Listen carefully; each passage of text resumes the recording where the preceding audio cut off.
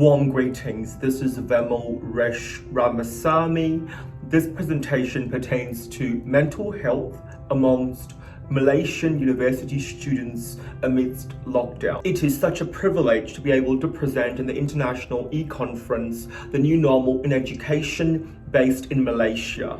Equally, it is a privilege having worked with lead researcher, Associate Professor Nalini, and her associates, Dr. Puspalatha and Dr. Malar, on this research endeavour as a collective. As reported by the World Health Organization, the coronavirus or the COVID-19 has been declared as a global public health disaster. The pandemic has instilled unending distress, creating disruption and devastation in the lives of many.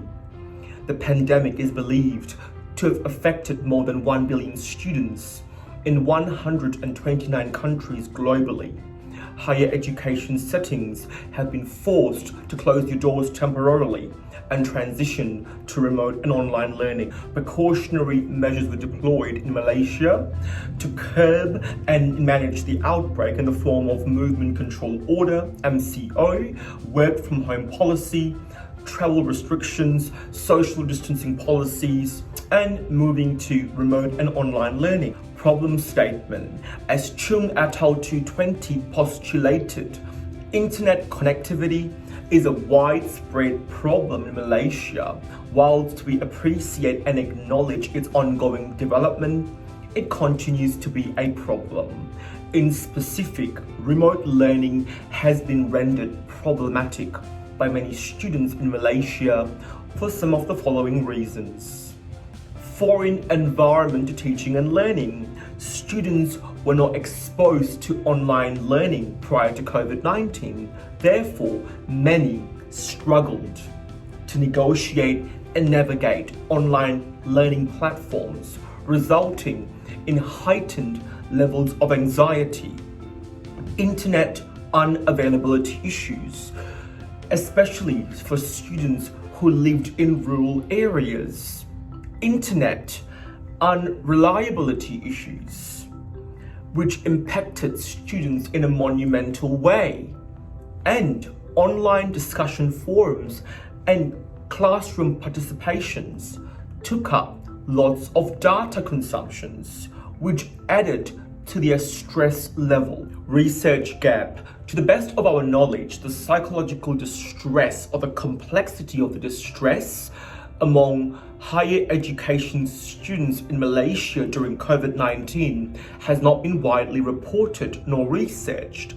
Therefore, this present research aimed to do the following: to examine the psychological impact of confinement and engagement pertaining to remote learning among Malaysian university higher education students, to provide recommendations pertaining to effective student mental health management at a policy and practice level. Research questions. The research questions in our present study were divided by 3 main domains. Research question 1 pertained to the overall mental health and well-being. Research question 2 pertained to gender and the causation of stress. Research question 3 pertained to academic performance.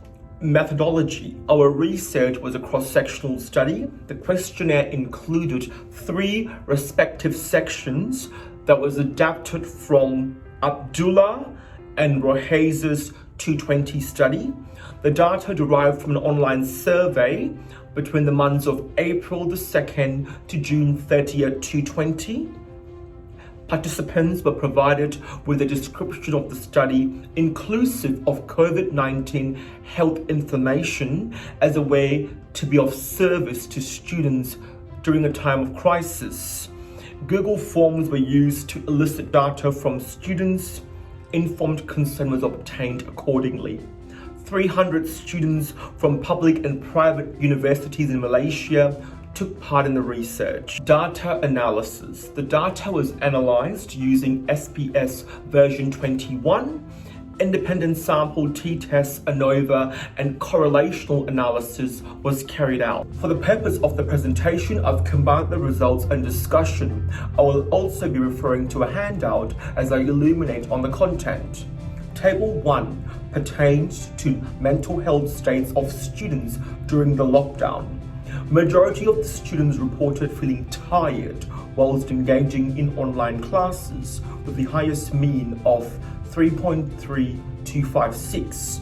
The lowest mean reflected having poor appetite throughout the day, with the lowest mean of 2.4147. Table 2 pertains to stress manifestations during lockdown. Within item 1, which states during lockdown I am stressed for no reason, reflected the highest mean of a value of 3.54, in accord with Q et al. 220 and Wong et al. 220, who pointed out that COVID-19 has caused immense distress among citizens, especially the vulnerable student populace groups. We suspect that students are indeed stressed, but perhaps have difficulties externalizing their emotions in a way that is understandable. We were also informed by students that these stresses took form of physical manifestations. Table 3 pertains to gender polarities and stress. In fact, gender did not have any influence on students' mental stress during the lockdown. All students as a collective experienced unprecedented levels of stress. Table 4 pertains to the causation of stress. I'm going to give you snippets from the table. Based on the R value shown, 0.723, there was a high positive correlation between students' mental health and implementation of lockdown. Online classes causing stress shows an R value of 0.713 and a P value of less than 0.05. This further affirms the diminished mental state experienced by students is undoubtedly influenced by confinement to indoor and online classes. Table 5 pertains to the relationship between students' mental health and academic performance, in specific mapping out the GPA score. We can conclude confidently that students who obtained a lower GPA score were undoubtedly more stressed than students who obtained a higher GPA score. Conclusion and implications for policy and practice. Based on our findings, analysis, and supportive literature, it is undoubtedly crystal clear students have been psychosocially compromised at a profound and colossal level. In light of this, we would like to make some recommendations for policy and practice.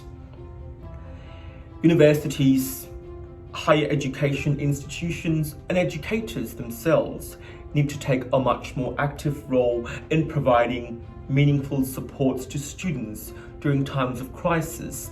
Future research would benefit from expanding on our study by employing a narrative inquiry methodology, by capturing and canvassing the subjective realities of students. We found from our research that students indeed presented with complexities that can only be understood best through the lens of intersectionality and Bronfenbrenner's ecological systems theory. Future research should also explore the internet infrastructure by providing recommendations and solutions to better support students, especially those who reside in rural areas, to remain connected and engaged throughout the way. That concludes the presentation for today. On behalf of Dr. Nalini, myself, Dr. Puspa, and Dr. Malar, we thank you sincerely for your engagement with our presentation in the conference today. Goodbye from Australia, and I look forward to future collaborations and engagements.